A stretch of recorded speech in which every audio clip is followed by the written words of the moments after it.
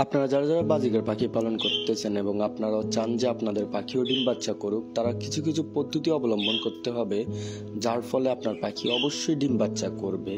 সেটির মধ্যে সর্বপ্রথম হলো আপনার পাখির জোড়াটির মধ্যে অবশ্যই মেল ফিমেল শিওর থাকতে হবে, কারণ একটি মেল একটি ফিমেল না হলে ডিম থেকে কখনোই বাচ্চা আশা করা যায় না।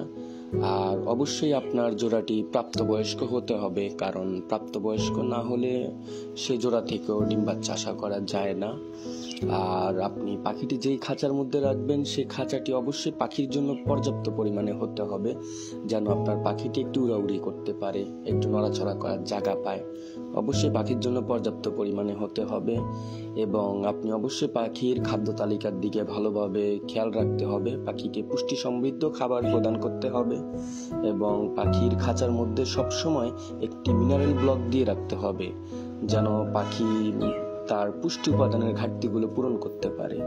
অবশ্যই পাখিকে পুষ্টি উপাদান সমৃদ্ধ খাবার খেতে দিতে হবে এবং সবসময় চেষ্টা করবেন আপনার পাখিকে ভালো মানের সিড মিক্স দেওয়া, কারণ ভালো মানের সিড মিক্স তাদের জন্য খুবই দরকারি, খুবই উপকারী। তাই সবসময় চেষ্টা করবেন পাখিকে ভালো মানের সিড মিক্স দিতে এবং চেষ্টা করবেন প্রতিনিয়ত আপনার পাখিকে বিভিন্ন ধরনের শাকসবজি খেতে দিতে। এই বিষয়গুলো অবলম্বন করলে, এই বিষয়গুলো মেনে চললে আপনার পাখি সুস্থ সবল থাকবে এবং ডিম দিবে এবং ইনশাল্লাহ ডিম থেকেও বাচ্চা হবে।